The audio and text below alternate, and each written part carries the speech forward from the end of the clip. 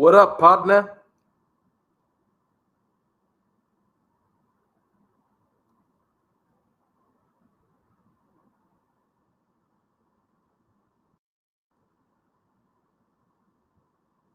Hey, you can hear me, yeah? Okay, you can hear me now, right? Now I can hear you. Can you hear me? One second. Yeah, I can hear you now. Sorry, I forgot to. I had the speakers on. Oh, okay. Yeah, so you got to every time you go live, you got to like change this setting, that setting, and then it's best to use the headset so I don't get any feedback. Get the hair right, bro. We in 1080, bro. Get the head in. This knew- camera angle fucking with my with my shit. Ahmad, what's up, bro? What's up, bro? Evening, gentlemen. Hi, Bang. What's Nice to Hi. meet you. Nice to meet you, bro. Timo, Bro. is it? Timo. Yes, Timothy. Timo. Timo, hey, welcome to Cousin Roy's Corner, guys. Oh my God, show's lit. Yo, check this out. I ain't playing, bro. It's all out. It's all out. I got the lights. Ahmad, I tell you, man, you being on TV for so many years, I got this Logitech Brio up here, and I had some paria ass lights that were rubbish, and they were not doing jack. So I had to invest. I realized since you're spending that much money on the camera, you had to spend the same on the light. So I'm learning. I'm thinking, how did this guy do it for so many years? It must have been a pain, man.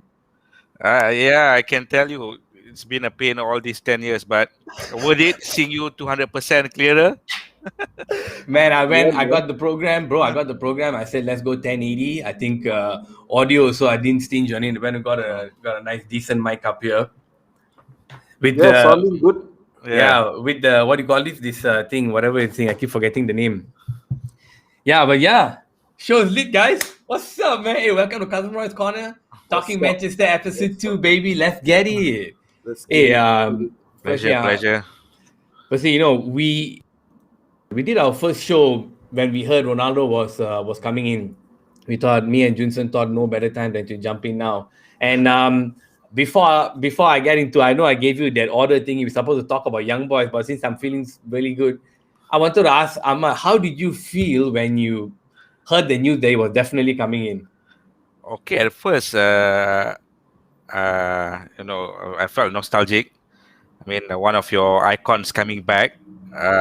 I would have hated seeing him in a City shirt, but having said that, I'm not too keen having Ronaldo for the long term because you're just starting to feel Greenwood around the squad. You bought in Jadon Sancho for 90 odd millions. So when you have Ronaldo in the team, you're sacrificing one position. That's my take on it. Because he's 36, no doubt he has done so much for the club. But moving forward, you want those young guys to step up. And who do you think is the one that is going to lose out the most with Ronaldo in? Sancho, for sure, because you can't have Greenwood not playing on the right wing. You're sacrificing Cavani as well. Yeah, but Sancho is set to lose out the most for me because it's his first season. It was supposed to be his stealing season. He needs playing time, but yeah. You don't think they're playing much, Sancho? He's playing more than I expected, but yeah, because when Rashford comes back. Oh yeah, I forgot about that. Yeah, where's Rashford supposed to play? He's effective on the left wing. Okay. I was thinking Cavani would be the biggest loser. Timothy, tell me, Timothy, you and I had a chat about this, man. Bring it out. I have a lot to say. Bring it out. Yeah, I was actually, there were two sides to the coin. Everybody, like all the United fans, we were all cursing Ronaldo. Oh, he's not that great. He's in City, we hate him. How can he do that and this and that? And then when it flipped, I was left thinking, oh my God, he's coming. He's here. And I was so happy. I was happy until I started doing a bit of research and stuff. And yeah, I agree with Abang because I think certain players, while they grow and the mentality changes, certain players will also, have a lot of setbacks that he's there. As you can see already, it's happening last night with Sancho because he was running around like a headless chicken and didn't know positioning sense was a bit Lari last night against Young Boys because I'm actually glad they took him off. It's a great decision by Solskjaer to take him off because I can see that. No, but he doesn't on know where to on fit in. Ronaldo coming back, how did you feel about Ronaldo coming back to the club? Did you think he was ever going to be in the City shirt? So what I was I was happy, but that now you can see and they've spoken about this. You know, I'm sure you heard about the avocado and the eggs. Yeah. And desserts as well. I heard the Ferdinand show. Yeah. You know, Luke Shaw's not having his cheeseburger and fries. and his fries and his extra bread pudding on a Friday. So that's good. I think that's great. And you won't probably see it now, but you see it in the long run. The Ronaldo effect is already happened. You know, whatever said and done, he scored a goal. He scored 3 goals in 2 games, and that's brilliant. What about that thing where you were telling me where I don't think he's that good a player, and that coming back maybe his impact won't be as okay. Yes. In hindsight, what I said to you was I don't know why, but it's true. Okay, so now bringing back Ronaldo, you know, you're paying him £500,000. I know a lot of people say you make a lot of revenue back with the shirt and the stock exchange and all, but it's also the fact that, you know, United now have to change their whole style of play. He doesn't press. Everybody knows he doesn't press. He wasn't doing that a lot last night. Of course, granted, he was down to 10 men. But, his positional sense was good. But I think, you know, if you're bringing him in to win trophies, and I mean, the consensus is that's what Juventus wanted to do, right? They brought him in to win the Champions League. But he didn't do that. And, I mean, I don't know if he's the man that will bring United trophies, because I don't think he's the man that United needed at this point in time. We could have gone for Saul, and I think Saul would have been a great buy compared to Ronaldo. But you know what? He's there, and we're going to make the best of it. Ahmed, what do you think about that? Taking Sorry Saul for the rambling, guys. No, that's good. I love that. About Saul or Ronaldo? Saul, about taking Saul instead of Ronaldo. I mean, he had a stinker of our first game. But he got hooked off in the first half. Yeah, but going back to Timo's point, the team didn't invest in the position that they needed the most to improve. We saw how Fred has been performing the past 2 or 3 games. Yeah, but going back to Ronaldo, does he really listen to Ole as a manager? Or is it the other way around? I mean, Ole spoke about him being more mature, being more of a team player, but when things don't go his way, do you think he'll listen to the manager, you know? Yeah, that's my concern.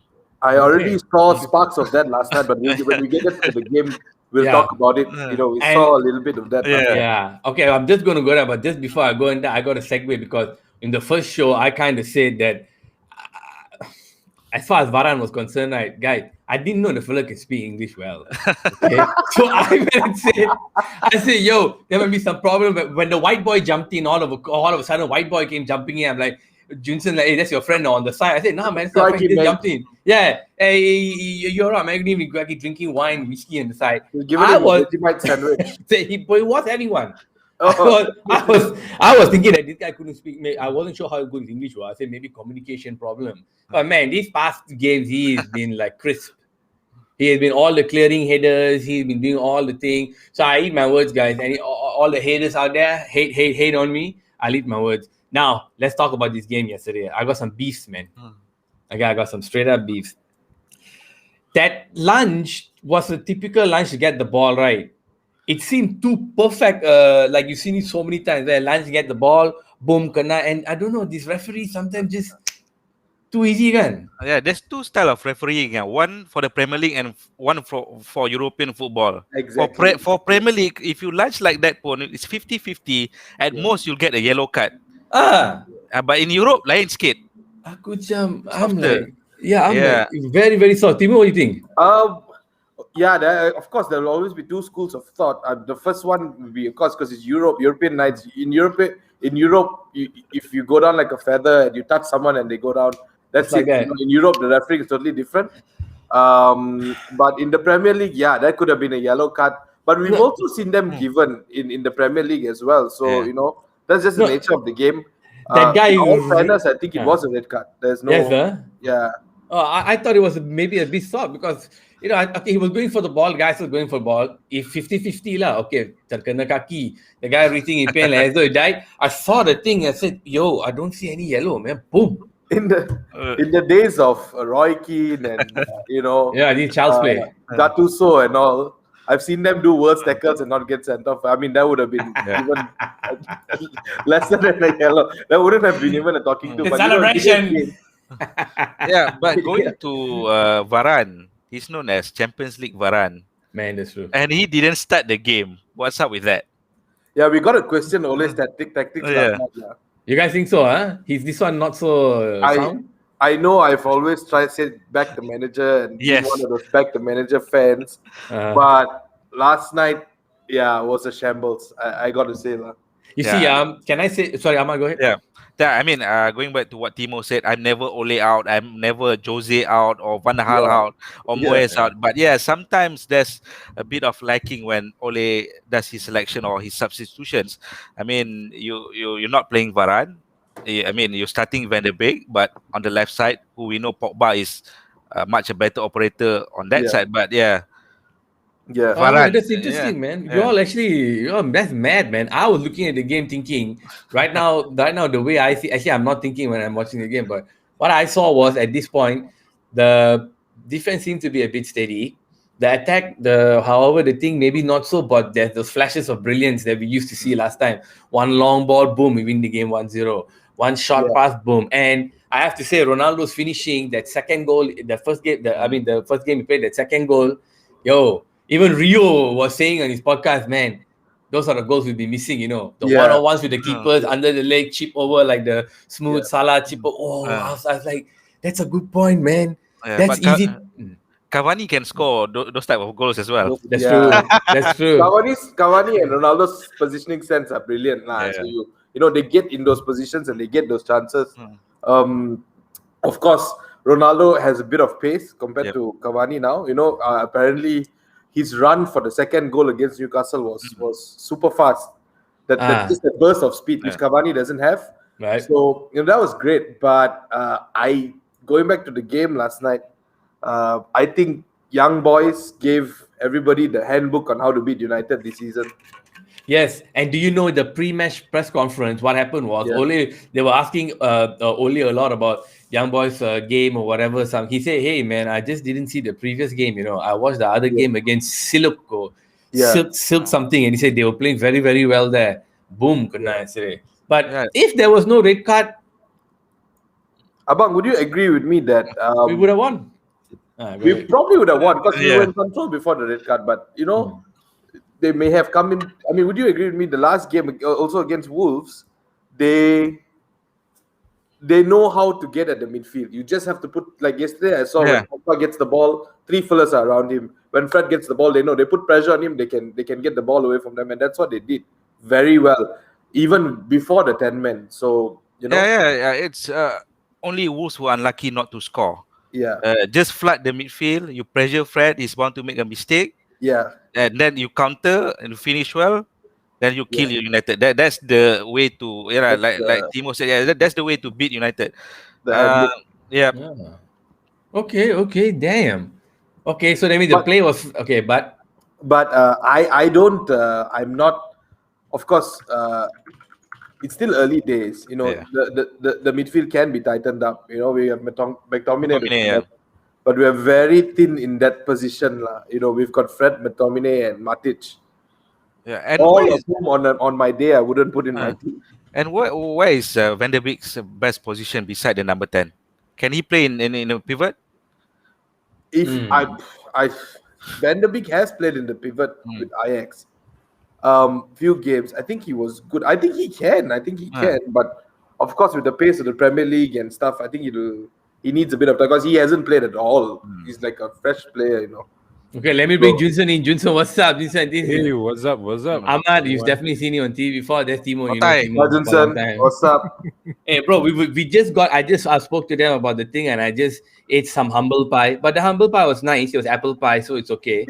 Nice and sweet, huh? Nice and sweet, but extra sweet, extra sugar, extra crust. Because that first week I screwed up. Remember I said I was worried about Varane? My man, smooth, bro. That guy my guy is smooth, man. That guy is getting all the corners. He kind of reminds me a little bit about like Ferdinand actually.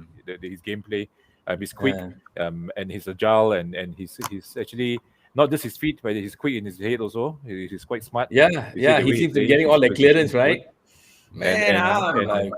From what the video I watched, the one they're showing that the World Cup one, it looks like he's also a very vocal and a very good leader as well. So I think it's a good buy actually. I think it's a very good buy. I'm very excited about Varane actually, more so than the other signings. About the game yesterday, Junsern, did you think it was a red card? I said no. Timo said yes. Ahmed, I didn't ask you. What do you think? Yellow at best. Yellow at best. Yeah, I think it was yellow at best. But again, it's a 50-50. It's a 50-50. But if you look at it, every time in the European competition, when it comes to the English team, when they are that's what they say. And you're right, bro. Yellow can be a red, and nothing will be a yellow. Yeah, the English team, it's just a bomb, but it end up being a yellow card. So yeah, man, that's so sad. Okay, so yesterday's game just a blip, or the boys are saying Oli's tactics blip flat. I feel that I think Ole got a little bit of he did a bit of mistake there, like in terms of tactics. But again, who doesn't? I mean, if you look at it, everyone was saying that they were saying that Alex Ferguson is the perfect one. But you look at him previously, he made some mistakes as well. So I think the key matter here is about how do he actually get back up. And he did mention during the press conference, if you noticed the post press conference, and he did mention that we still got how many more games to go? You got 5 more games to go, and he said, "Look at what happened last season when we beat PSG and like what was the other team we beat? Suddenly it slipped my mind. Leipzig. Yeah, Leipzig. Yeah. So the thing is, he said, but look what happened after that. The second half, the second half of the group stages, and we didn't qualify. So again, it's still early, like still the first game. Again, if you look at the treble winning season as well, we did very well in the group stages as well. We drew with Barcelona. The only team that we truly trashed. We lost a lot of first legs. Yeah, Brøndby, and then after that, look how that turned out that season. Yeah, I just to close the chapter. I want to ask some other things. Just to close the chapter on the game yesterday, I think maybe perhaps consensus could be if there was not that Rika probably should have won. But for the strength of the players, hang on, let me just swap this up. For the strength of the players that we had, by right, for the money we spent and the quality that we had, even 10 men should have won, isn't it? But let's not forget the goal came in the 95th minute. Yeah. Right? Great assist. What an assist. What an assist, yeah. That was a brilliant ball. And they say Ronaldo and Bruno can't play together. Yeah. Now, on that nice segue, I love it. Now, let's talk about Bruno. So, I think everyone here is playing FPL, but I do the FPL show on Friday at 9:30. Might want to change the time, do more, but we'll decide that in the future. Just talking about football, right, about Manchester itself. I still feel Bruno is playing a lot. He might be being overplayed, number one. Number two, I feel that those concerns that people had in fantasy don't translate in real life. Because just having the guy there, like we saw the goal against Young Boyz, one outside of the boot, boom, lovely, enjoy yourself. So that game-changing ability with him and Pogba there is still useful. Now, do you guys think penalties, free kicks, and all these things are a big deal? Let me throw it to Ahmed first. It's going to be a big deal when Ronaldo is in the same pitch. So they most likely will, isn't it? Yeah, I mean, we've seen that Bruno is very effective when taking the penalties, even the free kicks. I mean, going back to with some stats, Ronaldo in his last season in Juve, I think 38 free kicks, only 1 conversion. You're right. Yeah.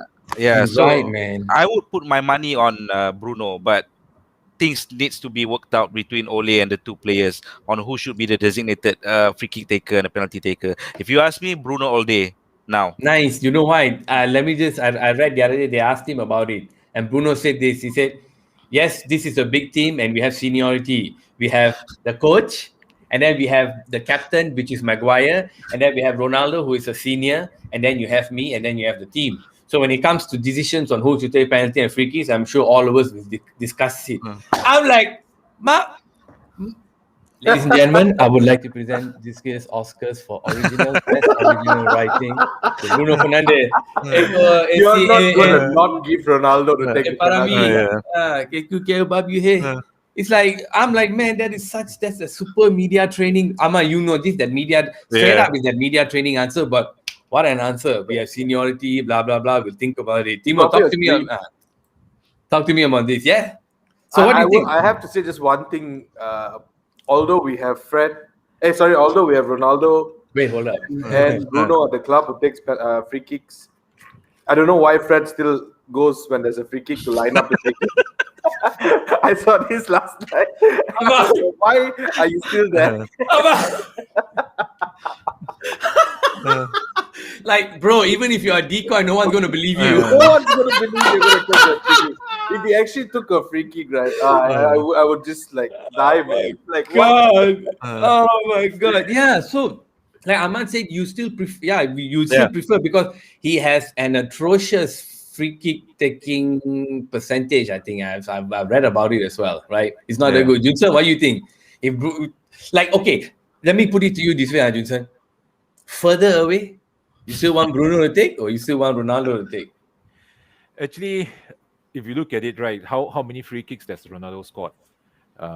No, not much compared to Bruno. I think he trained a lot in terms of free kick. Ronaldo, not so much. I mean, during his younger days, when his first stint with MU, yes. I mean, of course, everyone will remember that goal against Portsmouth, that was like the highlight. But that was the only highlight I felt. That was really good. David James couldn't do anything. But other than that, I mean, I don't really see him doing a lot of repeating that the same sort of quality of free kicks. And every time people say, "Oh, let Ronaldo take free kick," but you've noticed there isn't much. He doesn't produce much goals from free kick nowadays. And even Oli was saying also now he's more of a in the penalty box kind of player. He's no longer a outside of the penalty box kind of player. So again, if you ask me to choose between Bruno and Ronaldo, I would choose Bruno all day, man. Because if you look at it, even his shot against West Ham that day, that was almost like a perfectly placed shot. And they said he was been doing that in training almost all the time. So it's actually something not new for them. It's just that it's new for us because we don't see it every day in their training. You see, Timo, who you think? Sorry, I didn't. You sorry, were you doing something? Timo, yeah, go ahead. Yep. Ronaldo's. I'm just googling Ronaldo's free kick records. Abysmal, man. Better, yeah. He had one goal from 72 free kicks. What is that bad? One goal from 72 free kicks. I thought it was like 3 for 40 or something. What? He hasn't been banging them in lately, yeah? Yeah, he's more of a poacher. Now, I would give it to Bruno, but when it comes to a penalty, it's a pressure penalty, and Bruno takes the ball, he has his mindset, and then Ronaldo goes to him and says, "Now hold up, son. I gotta be real." Doesn't happen. I know they're professional and they work it out amongst themselves and all. But yeah, I would put I'll put Bruno lah. Bruno has my money lah. That's interesting, 3. Sorry, go ahead. And Bruno himself is a creative player. You see, like how he did that free kick last season with Martial. The one that he chipped and then Martial scored that goal. I mean, it's all about trick plays as well. And Bruno has that creativity in doing that. And he himself said, I feel the same pleasure scoring goals and also creating goals. So for me, I'll choose him over Ronaldo. That's Ronaldo, really interesting. He'll go for himself. He will just whack it, and then you see how many shots he took just to score one goal. So for me, I would choose a more definite chance of scoring goal than just simply just because of seniority. I find that very interesting because and help refresh me. The goals, did Bruno score any really goals from 30 meters or more? I can't remember because I don't think our free kick scoring record was that high also last year. Yeah, it wasn't that much. I mean, we don't really get that much free kick as well. I know the one that long range. Usually, I know long range is either Fred or Rashford. That one that took it. Yeah. Fred actually got quite a good left foot, I mean, if you notice, he can actually strike the ball well. But I mean, that's maybe the reason why he's there, Timothy, that's why he's lining up, Timothy, because all the European teams are worried about their left foot. He's lining it up in case, and I think they tell him, don't unleash it yet. Don't show the people, man. Don't show the people your secret. You can tell us your pick, Bruno or Ronaldo. Bruno, Yeah, Ronaldo. Bruno, still Bruno. Yeah, because for free kicks it's Bruno. For penalties, it depends on the situation. If it's clutch, maybe like you gentlemen have been saying, maybe Ronaldo comes and whispers some things in Bruno's ears. Let me have it, because we saw with the clips from England, the players pun tak berani nak ambil dessert. All just because Ronaldo avoided it. So you're gonna tell me when Ronaldo comes and whispers in your ears, "Let me have the penalty," you're gonna say no? Yeah, you're down for ready for a beat down then. Yeah, because I mean Ronaldo, if you see him playing for Juventus or for Portugal, he score a lot of headers. We don't play like that. We have Greenwood and Sancho and Rashford who likes to come in and use their left foot. So we're not optimizing Ronaldo in that sense. His ability to jump high and hit the ball. Okay, nice. So shall we talk about the West Ham game? All right, let's do this. Okay, now that main boy Antonio, I'm going to share the screen here. The main boy. Main boy, He had a horrible game last game. He really screwed up all our fantasy points last week, man. Antonio. Have them in the team. He's like, what the heck? When I saw it, like, oh my god. Plus, Mike is our captain. Yeah. Hang on, let me just move. This thing's blocking. Let's move it. Okay. So yellow cards there, whatever. Sorry, right? Antonio, red card, Fabianski, whatever. So this was the team. Where's the team? There. This is the team. Now they're going to play us. Okay, they pretty much got no chance. But I don't know why I opened this screen. Actually, I wanted to open this screen. There we go. Okay, so this I think is the previous game, 3-1. Okay, the thing got lost. Anyway, it doesn't matter. Now, Manchester United and West Ham predictions. So United haven't lost. They just lost an away game. But before this, 28 games away domestically. So I'm of course always gonna go for United win. But hopefully Ole learns from his mistakes and please start Varane alongside Maguire. You can pick and choose your midfield, but Bissaka, Maguire, Varane, and Shaw. That's all I'm asking. Besides, that's actually, we can probably be in line for a good steady backline right now. And I don't know how this Varane fella has really brought a very calming presence to the whole team. I feel. I don't see Harry Maguire Mangalaba so much. You know what I mean? Not with Lindelof there. I was wondering how did we survive for so long with Lindelof in the defense, man. I was really surprised. I mean, I would say he's a decent defender, but to pair up with Maguire, I think I think there's a mismatch there, slightly mismatched there. But if you look at how Varane and Maguire together, I have to agree. There's a certain chemistry there, and there's a certain level of understanding. I know it's still very early in their relationship. But I'm really hoping that we are looking at another very good back four that it's going to take us for a while, at least for a while. Let's look at this recent meeting Sunday, 14 March, 1-0, 3-1, 1-1. We lost here in 2019. Well, that's it. Head-to-head, 50 plate, draw 30. Basically, this West Ham team, do they even have a chance? Look at this. Look at this team here. I think it could be tight. I think it could be a tight game. I don't see United maybe on their form. I don't know. Call me a pessimist, but I think it could be tight. But West Ham will struggle without Antonio. I think he'll be 3 match suspended. Straight red card, isn't it? Yeah. So 3 match lah. So he's not playing. So they don't have that threat going forward. So maybe United can. I would say, I think a 2-0 lah. So they most likely park the bus. Junsern? I mean, I would say that it will be a tight game as well. Yeah. It's just like how the Newcastle game. I mean, if you look at it, Newcastle literally parked the bus. They park the bus. They park another bus. They bring everything. The ship also they put in. So the thing is, when Newcastle start defending, you can see there's actually two very distinctive line. And I'm looking at how the MU's midfield, if they pick back the same team that beats Newcastle, you will know that definitely there are ways that they can actually tear them apart now. Now that with Ronaldo in there, that he's going to convert any chance given to him.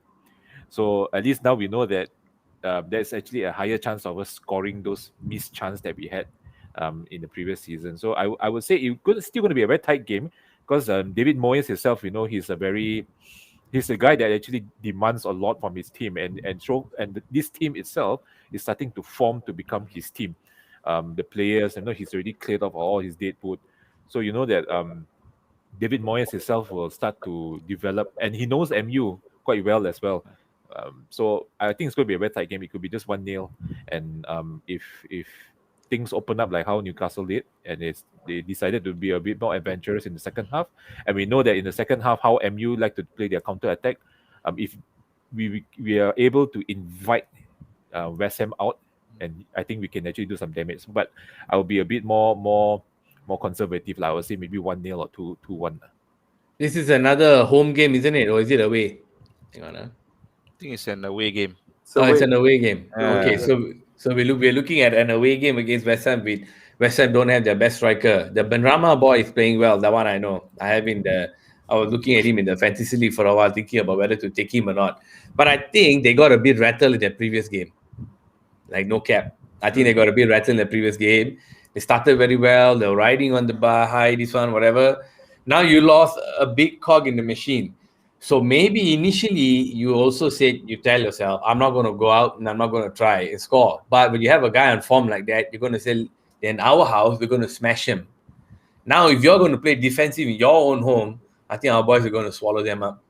And on that swallow them up note, just now, because Junsern mentioned something about Fred and this one, I had set this on the side, but because of the flow, I couldn't bring it out. I'd like to bring it out now. I love your opinions on this, okay? This is what I wanted to ask. If anybody is watching, I love your opinion as well. I'm gonna throw it. Whoever talk to me. I got my own opinions on this. I was reading something on Twitter. We bought the wrong Brazilian starting with an F. We should have gone for Fabinho or Fernandinho. Yeah. Instead, we bought Fred. I mean, he was fantastic with Shakhtar Donetsk. I don't understand when we buy this type of players, they don't perform with United. I mean, I wish Matic was 6 years younger. Yeah, I agree with you 100%. Yeah, why not we try Van der Beek in that pivot position when McTominay is not around? I mean, there was a suggestion to play Lindelof in that position as well. See how Blind is playing very well in that position with Ajax.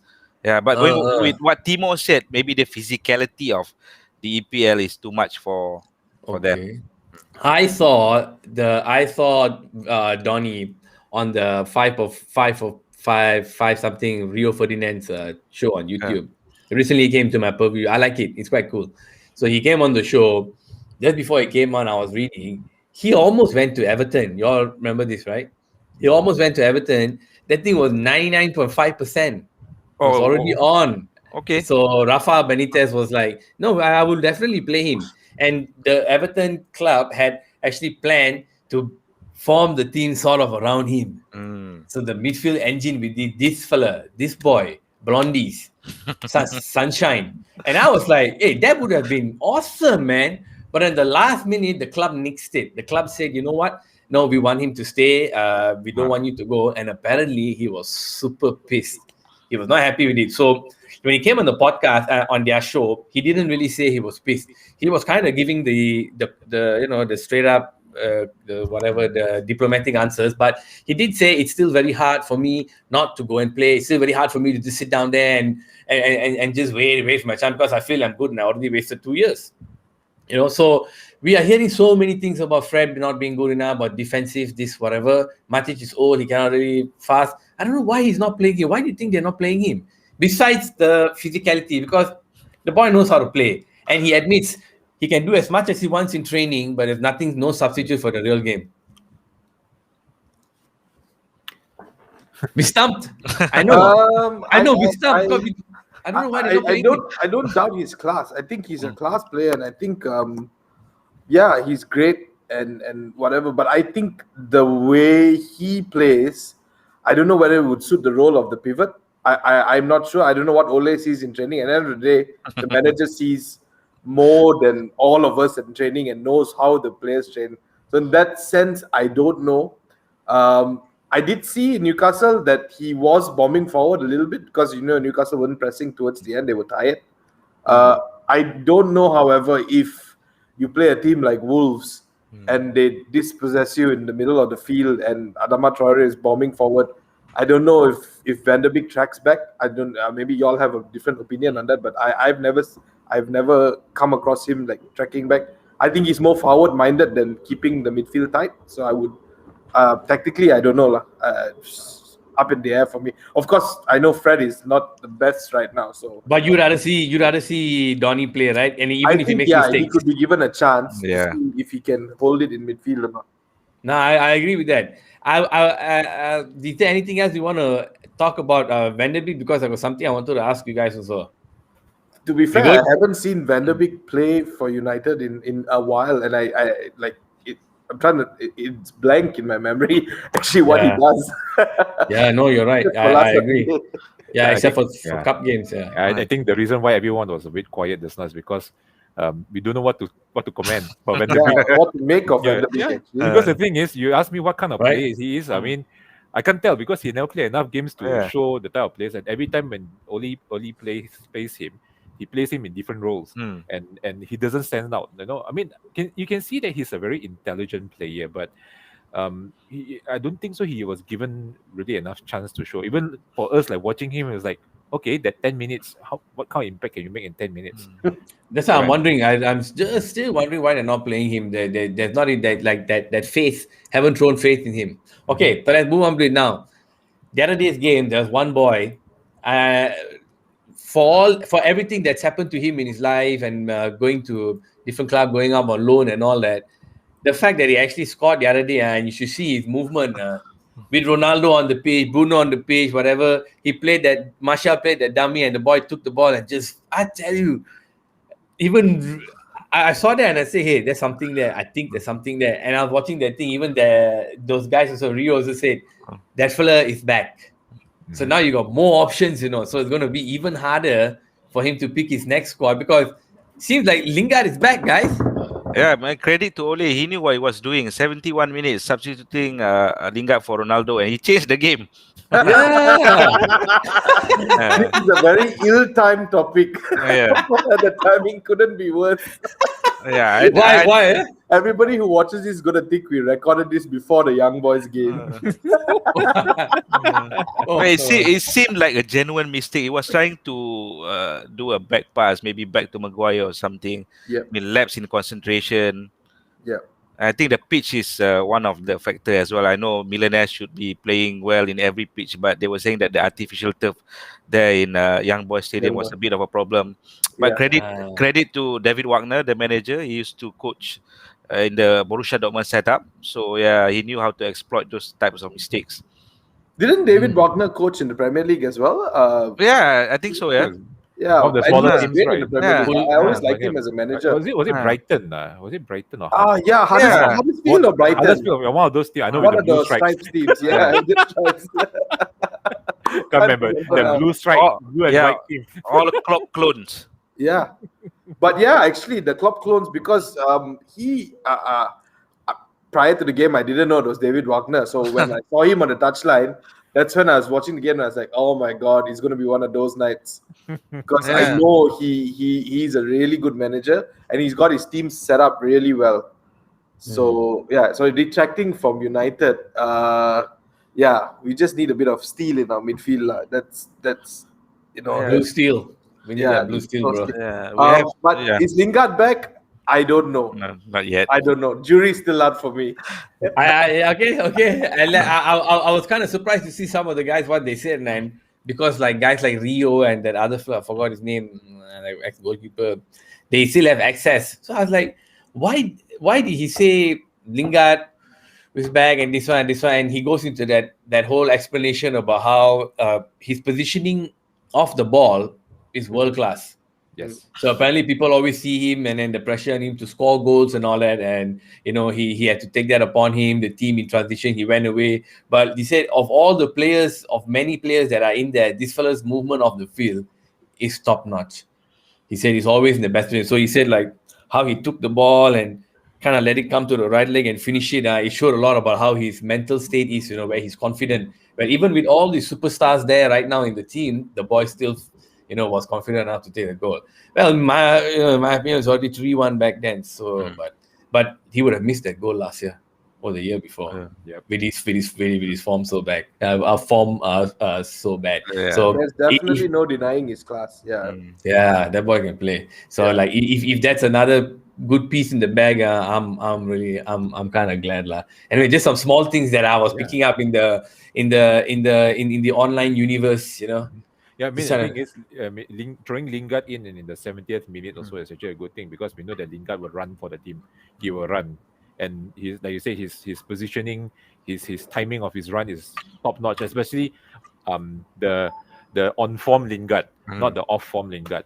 So you can see, and you know that he can shoot the ball from outside. Confirm he can. So that is actually something that I think Oli knows that he wants to keep in his team. So he knows that when the defense are tired, like what happened to Newcastle, you bring in Lingard to cause chaos, and the guy will cause chaos. Right. Next thing will be interesting to see. I'm really interested to see who they're going to try and start with, because number one, I would like to see Donny play, maybe Donny and Pogba, and play 90 minutes at least for once. Let us see see his fitness. Ronaldo got to play, and then the strikers see how they mix it up. I think we're kind of done. I'd like to throw out my predictions for the game on the 19th. 19th is when? Saturday? Let me check. 19 Sunday. I got Sunday. Okay, Yeah, so Sunday. game Sunday. Okay, Sunday. Away game, I say park the bus. Can we? I'm gonna go 2-0. What's up? To West Ham? 2-0. Hell no! Blasphemy! Hell no!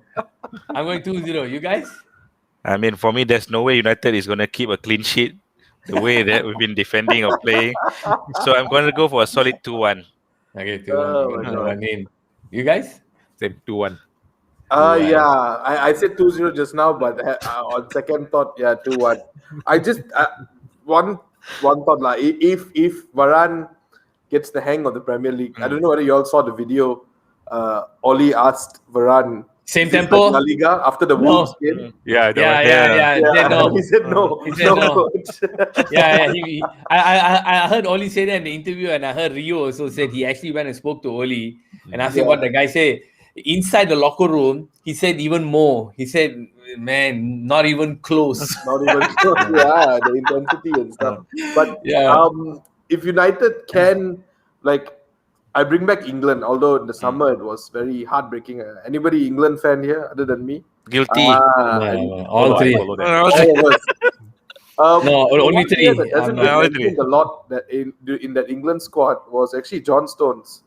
Because I feel John Stones made Maguire a better player at the Euros. And Maguire played very well at the Euros, but John Stones was barely mentioned. I mean, we had Luke Shaw and everybody's going on about Kyle Walker and this and that. No one mentioned John Stones.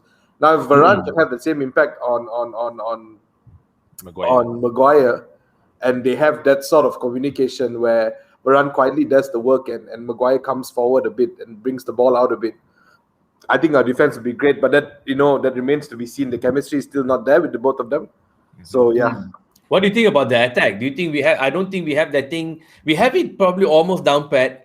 But because I know the attack is too strong, very strong. Yeah, it's the midfield only that's a little bit out of whack, right? Yeah. So if we can tune up. Do you think we should have bought some other midfielder, or maybe gotten rid of somebody? I think Pogba is a world-class passer, by the way. He just needs to get his head right. I hope his head is right now. This season, man, my God. What do you guys think of Sancho this weekend? Do you think this will be the weekend that he can prove something? So far, I'll be honest. The Young Boyz game, I didn't see the whole game, so I'm not going to judge. But on the games I saw so far, I'm not. What do you think? Yeah, I hope so. But again, going back to the pace of Bundesliga and EPL, that's his problem. He's gonna need time. I like the way he dribbles the ball. There was some flashes there when he made his debut. but it's going to take a full season for him to Yeah. acclimatize with the team. Yeah, we will see flashes of it, I think, but not like consistent. Yeah, I wanted Camavinga to come to United instead Yeah. of Sancho. Yeah. He went to Real. Real Madrid and scored that goal. Yeah, look like a class player. Everybody tells me he's class. I haven't seen him play, so yeah.